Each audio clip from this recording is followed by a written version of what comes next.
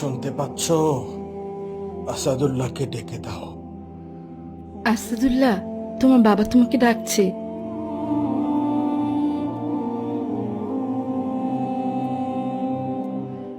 কি হলো বাবা? আপনি আমাকে ডাকলেন? শোনো বাবা, বাবার সময় যে ফুরিয়ে আসছে। তোমার কাছে আমার একটা ওসিয়াত, আমার মৃত্যুর পর যেন কোনো সুদখোর, ঘুষখোর ও নেশাকারী ব্যক্তি আমার এই লাশের খাটিয়াটা না ধরে। আর তুমি আমার জানাজার নামাজটা পড়বে।